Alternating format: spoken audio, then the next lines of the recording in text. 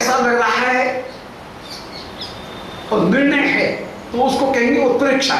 जहां पर निर्णय नहीं है, ये है कि ये है कि ये है कि ये है, ऐसा जहां पर है उसका नाम है संदेह अलंकार। यहां पर उत्प्रेक्षा और संदेह दोनों विराजमान हैं। उत्प्रेक्षा दी जा रही है और उत्प्रेक्षा में एक उत्प्रेक्षा से संतोष नहीं हो रहा है, इसलिए कई उत्प्रेक्षा करने पर संदेह अलंकार की भी प्रतीति हो रही है। तो ये संदेह अलंकार का यहाँ पर बड़ा सुंदर प्रयोग है कि आज ऐसा लग रहा है नीली ओढ़नी ओढ़े हुए श्री प्रिया जो पधार रही हैं, ऐसा लग रहा है कि मानो मधुर माही मूर्तिमान रूप होकर के घर के बाहर आ गई, अथवा चांदनी ही कहीं मूर्तिमान होकर के घनीभूत होकर के पृथ्वी के ऊपर उतर आई है, अथवा ऐसा लगता है कि मानो बादल ने ही क्या किसी चांदनी को अपने भीतर आवृत कर लिया है। ऐसे श्री विश्वानंद ने अभिसार करती हुई उस समय विराजमान हो रही है। गौड़ी वैष्णवों में अभिसार कराना और श्याम सुंदर के श्रीहस्त में अपनी स्वामी को समर्पित करना, ये दो जो सेवा है वो सखियों की सबसे ज्यादा मनोभीष्ट सेवा है, जिनके द्वारा सबसे ज्यादा श्री प्रिया लाल दोनों को युगल को सुख प्रदान किया जा सकता है। तो दो सेवाएं सबसे ज्यादा प्रिय सेवा है। एक तो प्रिया को अभिसार कराना, जैसे मध्यान्ह योगपीठ में राधिका श्री राधा कुंड की योगपीठ में श्री प्रिया को इस समय अभिसार कराना, और वृंदावन योगपीठ में प्रदोष काल में रात्रि में श्री प्रिया जी को अभिसार कराना, ये सखियों की विशेष सेवा। और फिर श्याम सुंदर के श्रीहस्त में प्रिया जी को समर्पित करना, ये दोनों सेवाएं रसकों की रसिकनी सखियों की सर्वोत्तम सेवा होकर के विराजमान। तो यहाँ पर श्री किशोरी जी वो सब सखियों के साथ में उस समय आनंद पूर्वक पधारी है, और अपूर्व शोभा उस समय संदेह उत्पन्न हो रहा है कि ये ऐसी है कि ऐसी है कि ऐसी, माधुरी आ गई है कि कौमुदी आ गई है कि बादल ने किसी बिजली को अपने भीतर बंद कर लिया है, निर्णय नहीं हो पा रहा है। अब आज भी सह परोपकामन प्रांत वर्त्म नेतांग पल्लवा। पहले श्री किशोरी जी की त्वरा का वर्णन कराए हैं कि उनको होश नहीं है, मैंने क्या हाथ में ले रखा है, मेरे चरण कहाँ गिर रहे हैं, कहाँ चरण पड़ेंगे, इसका होश नहीं। और यहां पर भी वही है कि आज भी सह परोपकामन प्रांत वर्त्म नेतांग पल्लवा। अब सखीगण उस समय श्री किशोरी जी को संग में लेकर के पधार रही है। अब किशोरी जी अकेले अभिसार नहीं करेंगे, अपने पूरे यूथ के साथ में अभिसार करेंगे। तो आज भी सह श्री ललिता विशाखा ये सब विराजमान। अब मध्यान्ह लीला है, मध्यान्ह लीला में श्री रूप मंजरी पीछे पीछे, आगे आगे श्री वृंदा जी, वृंदावन का आगे आगे, फिर श्री राधिका उनके बाईं ओर, दाहिनी ओर श्री ललिता जी, बाईं ओर श्री विशाखा जी, जिनके शोभा को प्राप्त होती हुई चल रही है। आगे जितनी भी अष्ट सखी में चारों ओर घेरा बना करके चारों ओर चल रही हैं। श्री राधिका के पीछे पीछे आठों दिशाओं में आठों सखी हो गई मुख्य, पीछे श्री रूप मंजरी जी, सबसे आगे श्री वृंदा जी, फिर आठों सखियों का घेरा, फिर उसके बाद में पीछे श्री रूप मंजरी जी के पीछे परात्पर गुरु मंजरी, उनके पीछे परम गुरु मंजरी, उनके पीछे गुरु मंजरी, और उनके पीछे नवदासी। ये श्री प्रिया को अभिसार कराती हुई उस समय जाते। तो ये पूरा प्रोसेशन उसका पूरा क्रम है, कौन कहाँ पर खड़ा होगा, कहाँ जाएगा, ये पूरा जो भाव है वो भाव विराजमान। और उसी एक शिष्टाचार प्रोटोकॉल जो राजकीय मर्यादा है, उस राजकीय मर्यादा के साथ में श्री विश्वानंद ने श्री निकुंज मंदिर में आप अभिसार करने के लिए पधार रही हैं। ये राज रानी की तरह से श्री किशोरी जी पधारेंगे। सो आल भी सह, सखियों के साथ में पूर्वोपकानन प्रांत वर्तन, सामने जो उपकानन माने उपवन, उस उपवन के पास में श्री किशोरी जी अपने चरणों का विन्यास करती हुई उस समय जा रही है। इस समय कोई बाधा डालने वाला नहीं है, इनको रोकने वाला नहीं है, क्योंकि गार्गी जी ने पहले ही श्री जटला जी को आदेश दे दिया कि राधिका को जल्दी से सूर्य पूजन करने के लिए भेजो।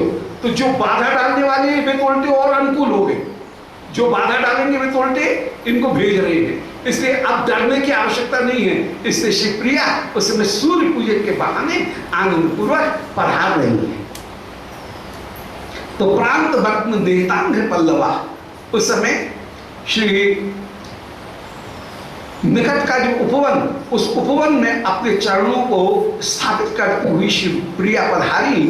हृदय क्षपा क्षय बशाव गुंठता, आज मानो लज्जा रूपी रात्रि बीत जाने पर, ह्री क्षपा क्षय, क्षपा माने रात्रि, ह्री माने लज्जा, लज्जा रूपी रात्रि के बीत जाने पर मानो उन्होंने अपने मुख के घूंघट को भी अब ऊंचा कर लिया है।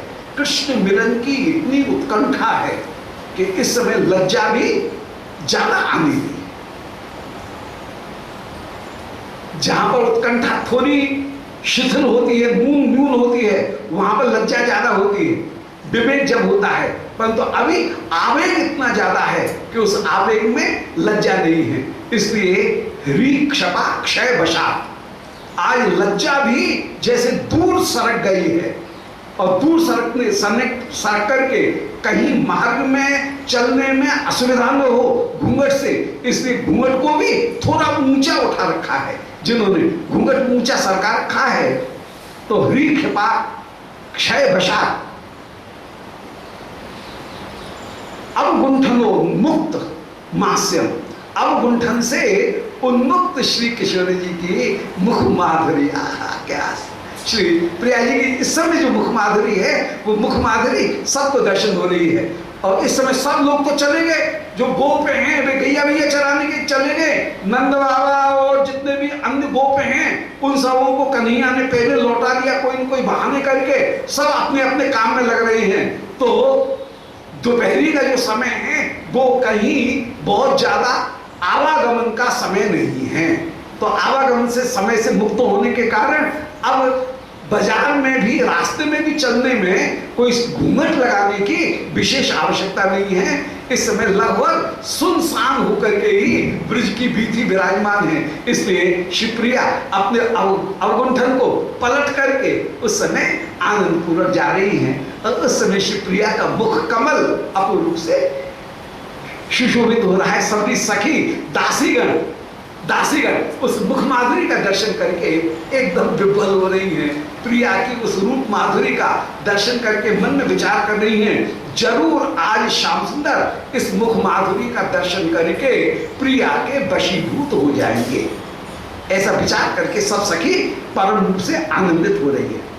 सो ह्री क्षपा, लज्जा रूपी रात्रि के क्षय वशात दूर हो जाने पर अवगुंठन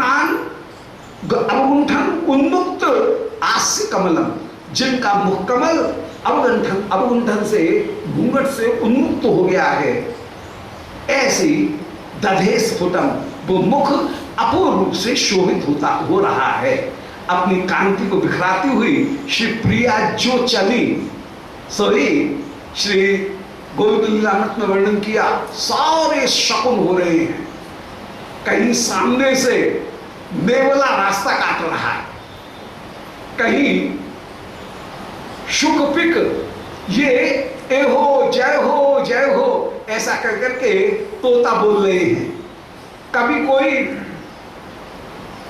सुवासिनी सौभाग्यवती स्त्री अंक में किसी नवजात बालक को लेकर के रास्ते में खड़ी हुई है, कोई ग्वालिनी मस्तक के ऊपर दही की हाड़ी लेकर के विराजमान है। सब शकुन हो रहे हैं, शिवप्रिया उनकी आज बाम भुजा बाम नयन ये फड़कती हुई विराजमान हो रही है, जो शुभ शकुन माने जा रहे हैं। तो वे अपूर्ण रूप से सारे शकुन विराजमान, कहीं ब्राह्मण वेद पाठ स्वस्थ वाचन करते हुए प्रतीत हो रहे हैं। तो जो मंगल शकुन है वो मंगल शकुन उस समय हो रहे हैं। और शिवप्रिया उस समय विशाखा के कान में लग करके धीरे से कह रही हैं, बोले अरे सखी विशाखा देख, ये मंगल शकुन हो रहे हैं, क्या आज मेरे भाग्य उनसे श्याम सुंदर का दर्शन मुझे सुलभ होगा। ऐसे शिवप्रिया अपूर्ण रूप से मनोल्लास रूपी शकुन को प्राप्त करके भी विराजमान। यात्रा में यदि मन का उल्लास हो तो वो भी एक शकुन के बीच में उसको भी गिना गया। सो मन के उल्लास रूपी शकुन को प्राप्त करके विराजमान हो रही हैं। तो दधे स्फुटम आज परिपूर्ण रूप से सुशोभित हो रही है। 42वें श्लोक में गीर विनोदमप वेणु रीरिते सांप्रतम सकल शास्त्रविद स्वयं मूकताम पटुतरापि तत्पिक श्रेणी एति तदेयं सुसभ्यता। इधर श्री प्रिया पधारी, दूसरी ओर श्री श्याम सुंदर ने अपने वेणुनाद रूपी निशिष्टार्थाद्भूति उसको भी श्री प्रिया को मार्ग बताने के लिए, स्वागत करने के लिए भेजा। जैसे कि कल निरूपण कराए थे कि दूती दो प्रकार की, एक है संदेशहारिणी और दूसरी है निशिष्टार्था। संदेशहारिणी वो जो केवल संदेश पहुंचाने तक का काम है, निशिष्टार्था वो है जो संदेश को भी पहुंचाए, साथ ही साथ में मिलाने की पूरी व्यवस्था भी करे। और जब तक प्रिया को श्याम सुंदर से मिला नहीं देगी तब तक उसका काम पूरा नहीं होगा। जब मिला देगी तभी वो चैन प्राप्त करेगी, अपने काम को, अपने मिशन को छोड़ेगी, नहीं तो बीच में नहीं छोड़ेगी। केवल ये नहीं कि संदेश पहुंचा करके चुप हो जाए, प्यारी को प्यारी के साथ में मिला करके भी वो मानेगी।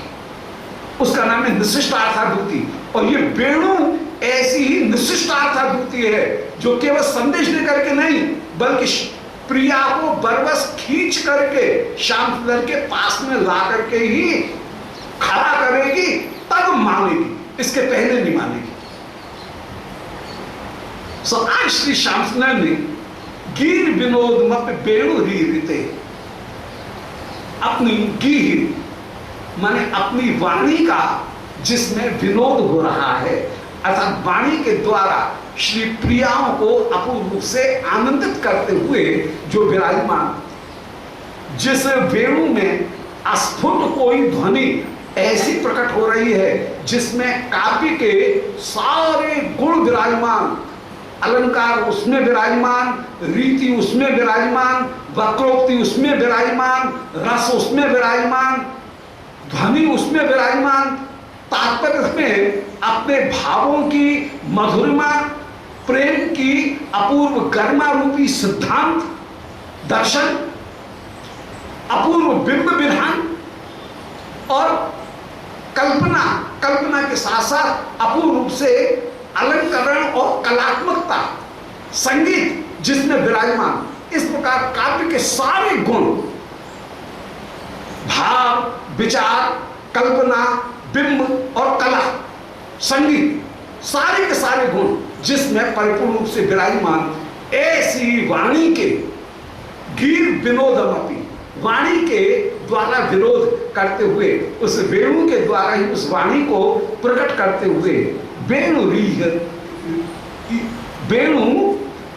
ईहते, जब वेणु चेष्टा करने लगी, अर्थात श्याम सुंदर की वाणी वेणु जिस समय बजी, बंशी जिस समय बजी, जैसे बड़े गवैया को गाता हुआ देख करके छोटा गवैया संकोच में आ जाता है और उसको कुछ गाने में जैसे झिझक होती है, ऐसे ही आज श्याम सुंदर की वेणु के निनाद को और गायन की कला को सुन करके, देख करके जितने भी पक्षी हैं वे पक्षी भी अब मौन हो गए।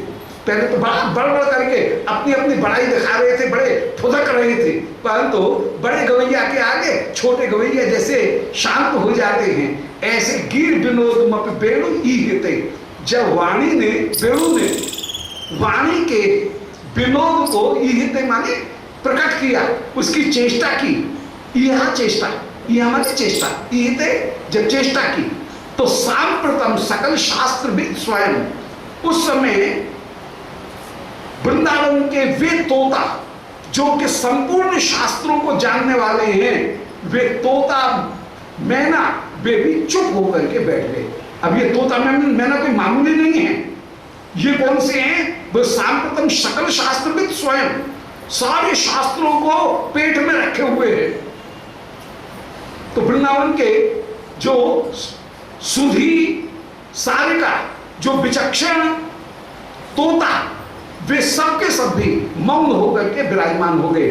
तो मूकताम पटुतराप यद पिको, पटुतर होने पर भी वे पिक माने कोयल है, वे मूक हो गई, कोयल चुप हो गई। तो बड़े गवैया के सामने छोटा गवैया चुप हो जाता है, अपनी कला को नहीं दिखाता है, संकोच में आ जाता है। तो मूकताम पटुतराप यद पिक श्रेणी एति, आज पिक की जो श्रेणी है, पिक मान कोयल, कोयल की श्रेणी जो मूकता को एति माने प्राप्त कर रही है, वो मूकता प्राप्त करके विराजमान हो गई। क्यों मूकता को प्राप्त कर लिया? बोले तब यम सुसभ्यता, ये सभ्यता है। बड़ों के आगे ज्यादा बड़बड़ नहीं करते हैं, अपनी पंडिताई नहीं दिखाते हैं, ये सभ्यता है, एक शिष्टाचार है। उस शिष्टाचार के कारण सारे शुक जो विचक्षण है, पटुतर जो कोयल है, वे भी मौन धारण करके विराजमान हो गई हैं। ये कहीं स्वभावोक्त अलंकार का बड़ा सुंदर प्रयोग कर दिया कि श्याम सुंदर की गीर विनोद मप बेणु रीड़ते, जब कविता के विनोद को, कविता के गुणों को श्याम सुंदर की वेणु जब ईरते चेष्टा करने लगी, प्रकट करने लगी, उस समय सांप्रतम माने उस समय सकल शास्त्रविद स्वयं, संपूर्ण शास्त्रों को जानने वाले तोता मैना कोयल, ये भी मूकताम पटुतराप यद पिक श्रेणी, पिक इत्यादि की श्रेणी मैंने कोयल इत्यादि की श्रेणी मौन धारण करके विराजमान हो गए।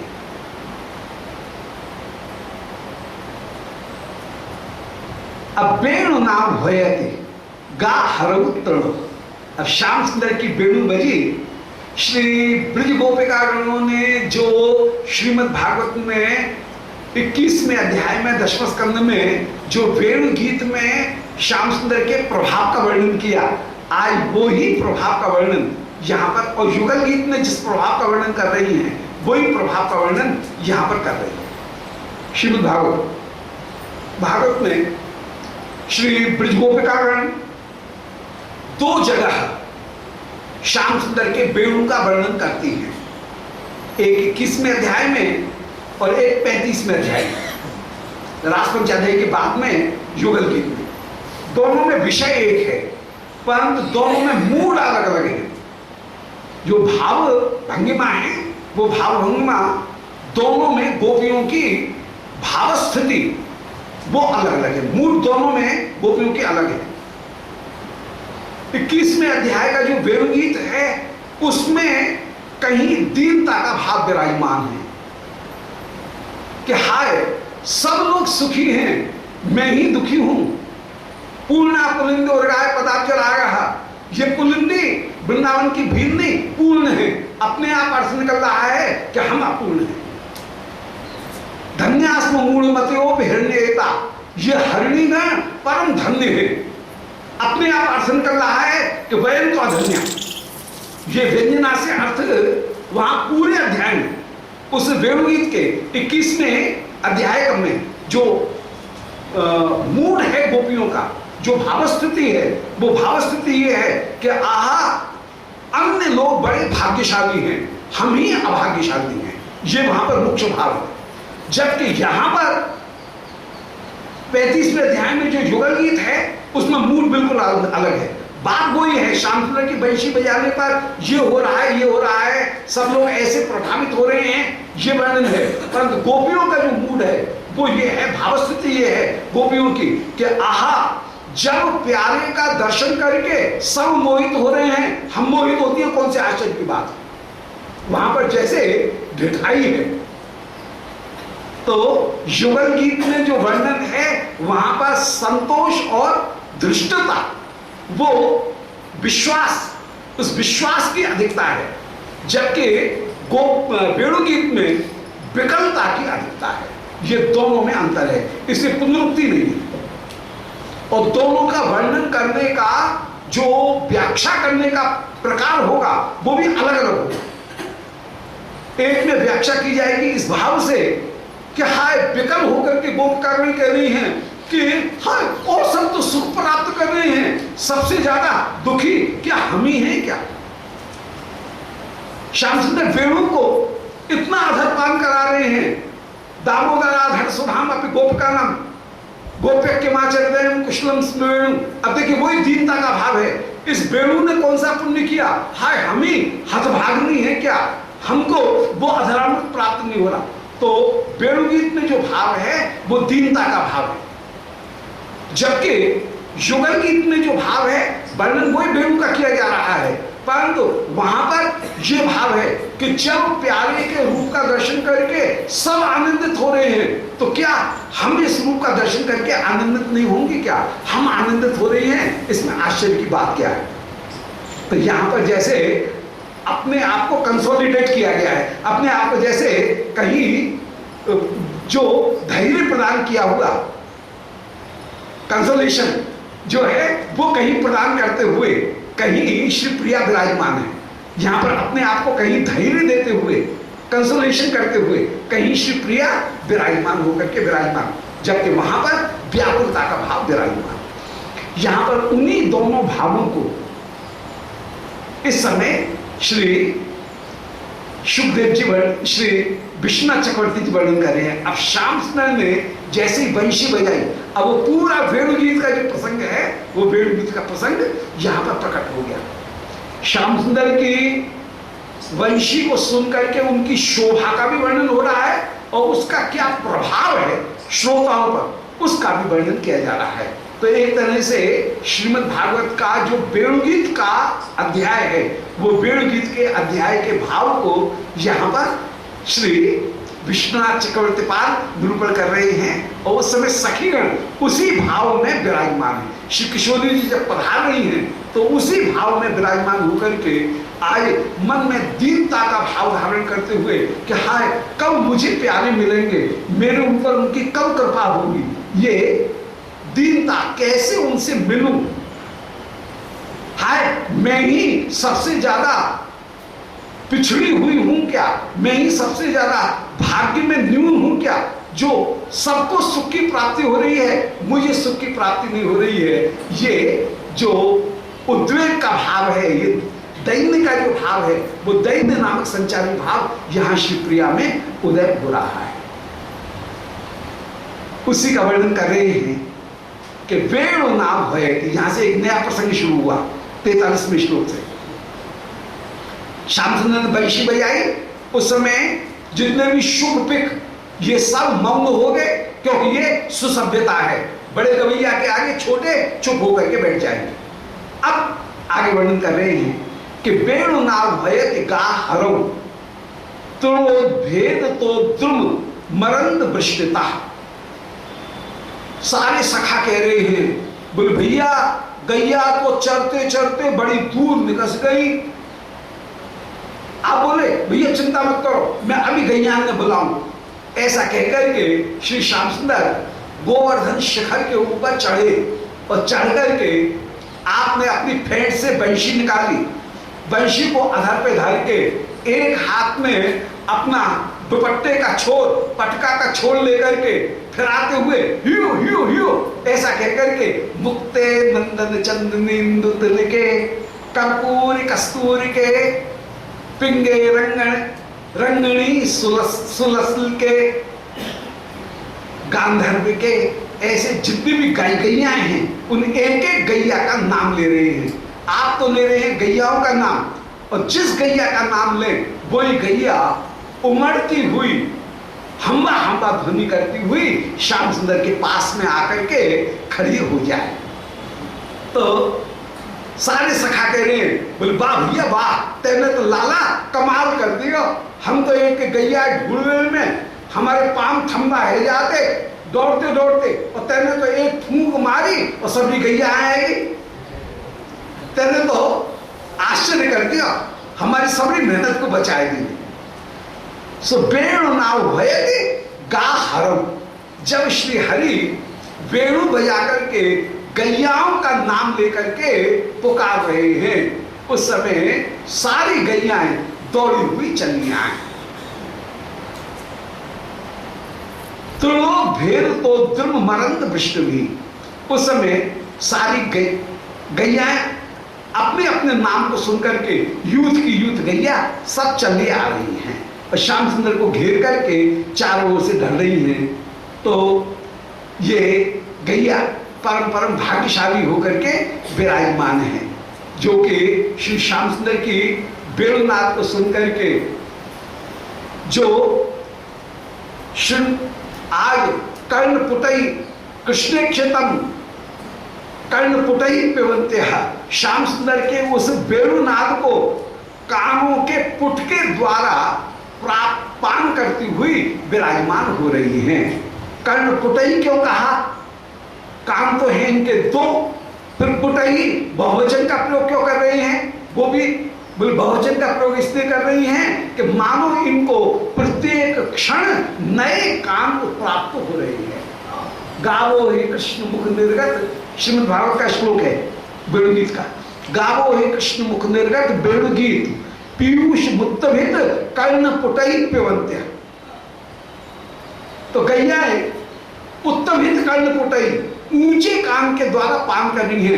कान ऊंचे क्यों कर रखे हैं? बोले नीचे करने पर कहीं रस बह जाएगा, तो जब ओक लगाया जाएगा तो ओक को ऊपर की तरफ से आगे से ऊंचाई करके रखा जाएगा। ऐसे ही उत्तमहित कर्ण पुटई, ऊंचे कान से जिससे एक बूंद भी इधर उधर नहीं गिरे, सब पेट में समा जाए, ऐसे उत्तमहित कर्ण पुटई पिबंते हैं। कानों से उस रस का पान कर रही है।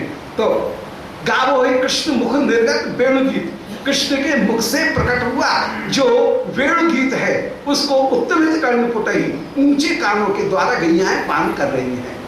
कर्ण पुटई क्यों कहा? कर्ण पुटाभ्याम कहना चाहिए, कान तो दो है। बोले रोम रोम कान बन गए हैं, इसलिए द्विवचन करने से काम नहीं चलेगा। कर्ण पुटई में बहुवचन का प्रयोग किया गया कि इनके रोम रोम कान बन गए हैं। वही प्रार्थना कर रही है जैसे वैदिक ऋषि प्रार्थना करता है कि भद्रम कर्णे भी शुणयाम देवाहा, कि हे श्याम सुंदर आपके गुणों को हम कर्णे भी शुणयाम, दो कानों से नहीं रोम रोम कान बन जाएं और अनेक कानों से सुने। भद्रम पश्येमो अक्ष भी, अक्षभ्याम नहीं कहा, द्विवचन का प्रयोग नहीं किया, अक्ष भी कहकर के हम रोम रोम नेत्र बन जाएं और उनके द्वारा आपके रूप माधुर्य का हम पान करें। भद्रम पश्येमो अक्षभिर यजत्रा, जो आपका यजन करने वाले हैं, हम अपने रोम रोम नेत्रों को नेत्र बना करके आपके इस रूप का पान करें। एक शरीर से आपकी सेवा नहीं, स्थिर अंगई, स्थिर अंगों से अनेक अनेक रूप धारण करके, जैसे आपकी सखीगण अमित सेवा अमित रूप धारण करके अमित प्रकार से करती हैं, इस प्रकार हम भी अमित रूप धारण करके अमित सेवा को अमित प्रकार से करते हुए विराजमान। स्थिर अंगई, स्थिर अंगों के द्वारा, बहुवचन का प्रयोग, अंगे ने नहीं कहा, एक वचन का प्रयोग नहीं किया, बहुवचन का प्रयोग किया। स्थिर अंगई तुष्ट वाकुंसह, हम तेरी स्तुति करते हुए विराजमान हो। और व्यशेमयी देवहितम यदायु, हमारी जो आयु है इस आयु को हे देव, हे परम दीप्तमान श्याम सुंदर, आपके लिए ही हम व्यशेमयी व्यतीत करते हुए विराजमान। तो ये गाय भी आज सुंदर गावो है कृष्ण मुख निर्गत वेणुगीत पीयूष मुल्तवित कर्ण पुटई पिबंत है, अपने कानों के द्वारा पान कर रही हैं। और उस समय शावो स्नुत स्तन पयक कबला, नीचे लगा हुआ जो शाव बछड़ा है, उस बछड़े के कारण इनको प्रीति नहीं है। स्तन से दूध नहीं बह रहा है, गैयाओं के थन से जो दूध बह रहा है वो श्याम सुंदर की प्रीति के कारण बह रहा है, बछड़े के कारण नहीं लगा है। तो शावो ही इतना तेज मात्रा में दूध इनके स्तन से बह रहा है कि जो बछड़ा है वो उस दूध का एक कौर में कवल में पान नहीं कर पाता है, उसको हुच्चू लग जाता है। हप हप करके जब दूध की एक साथ धारा निकलती है तो स्तन स्तव पय कवला, जो दूध का कवल है वह जिसकी सिकड़ियों से, जिसकी ओठों से नीचे बहता हुआ चला जा रहा, दूध की धारा